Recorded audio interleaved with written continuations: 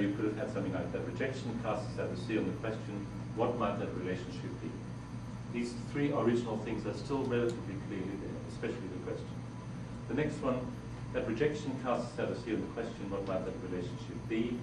And then that rejection casts us out to sea on the question of what might that relationship be. You notice now the question has lost its inverted commas. It's become integrated into this sentence. It's no longer some other voice that appears. And you could go further. You could say that rejection casts us out to sea on the question of what that relationship might be. The rejection casts us out to sea on the question of the possible relationship. Then you could go, the question of the possible relationship casts us out to sea. And finally, you could say, questioning possible relationships casts us out to sea. Do you see what I'm saying? It's a very flexible resource. But the flexible resource, among other things, has allowed us to produce names, namely a name like the question of the possible relationships. It's a name. It's a noun. It's a noun-like thing.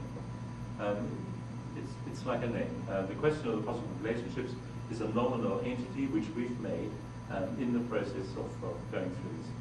The syntax of English, as the syntax of other languages like English, allows you to make new nominal entities, and these nominal entities are actually name-like.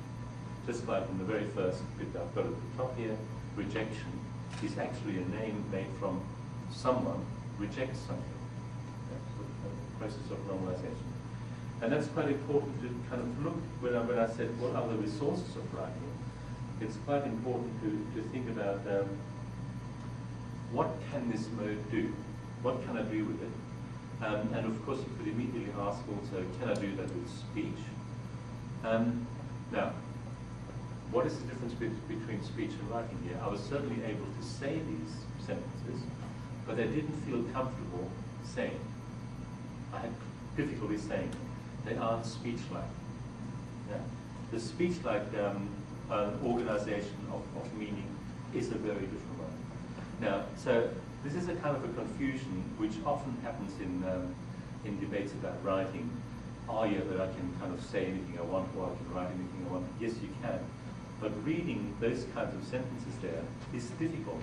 My articulatory organs aren't kind of used to doing it, even though I'm an academic and ought to be able to kind of do it better. So speech is organized differently, real speech and writing is organized differently, and it's important to say what are the resources, what can I do? Can I do these things with speech? Can I do these things with gesture? Can I do these things with image? And if not, then I've got a kind of a way of distinguishing. And of course I would ask the same thing about these other words. At the moment our focus, of course, is on writing.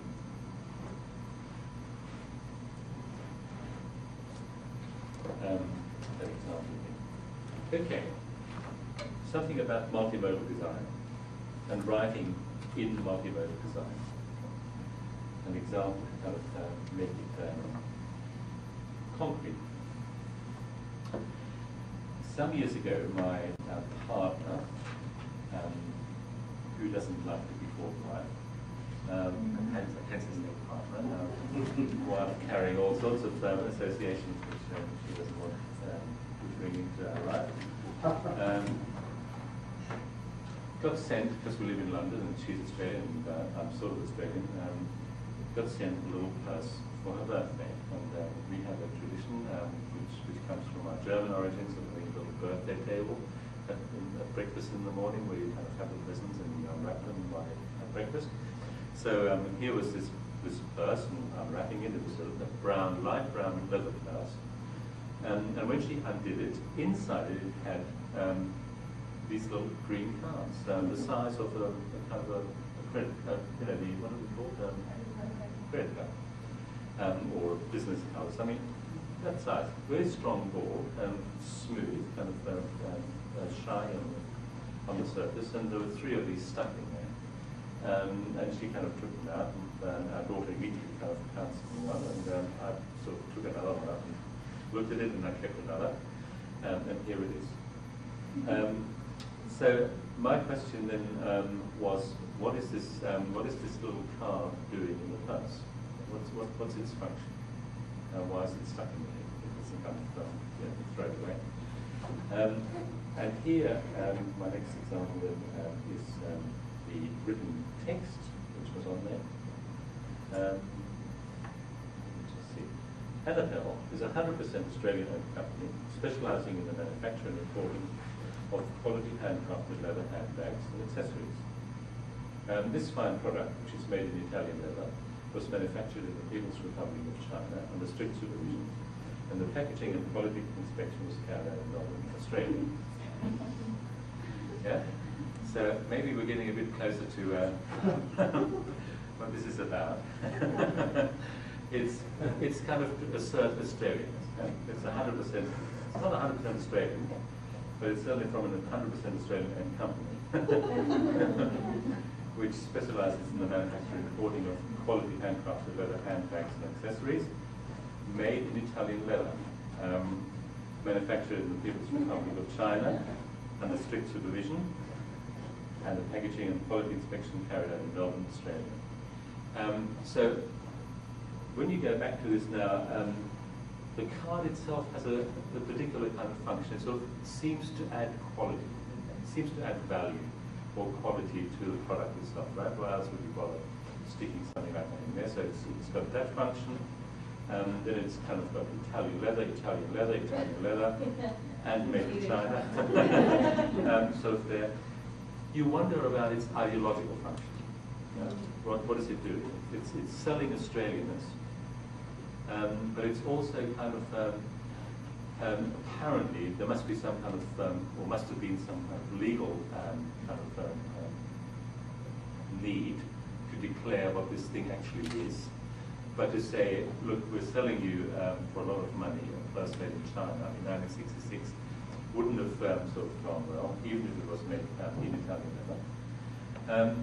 So this is an ideological concept, and the writing does a lot of the ideological work, of sort of combining or kind of maybe minimizing the problems about the place of manufacture, and you can do that by saying under strict supervision, okay. And of course the packaging and quality inspection carried out in Melbourne, Australia. So it's got that kind of function. As a linguist, I suppose, I'm interested in something which I'm sure nobody else is interested in, but I'll attempt to tell you what I'm interested in here. I'm interested in the fact that it is, of course, a three-dimensional object. It's a tangible object, and you can feel it's smooth and firm. It's a visual object. And of course, it's a linguistic thing. It's truly multimodal. It's got colour, it's got you can feel it, it's got weight, it's got firmness, it's got and it's got writing on it. But as a visual entity, the writing on there has to be visually appealing. Yeah? And visual appeal or visual framing, visual kind of appeal is different to linguistic appeal or linguistic framing. So when you look at that one sentence which I've got here, this fine product, which is made in Italian leather, was manufactured in the People's Republic of China under strict supervision, and the packaging and quality inspection was carried out in Melbourne, Australia, just to check whether there was, yes, that was there. What's missing is a little bit of punctuation that, as a linguist, I would want to put in there.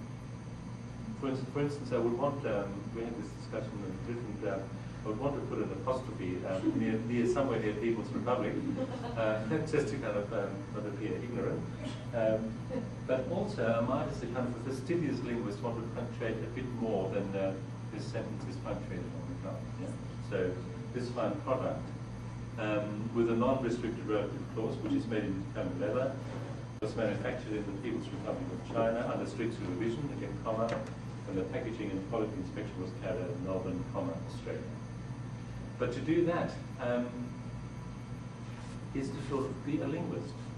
To do that is not to be a visual designer. Yeah? To do that is not to be a multimodal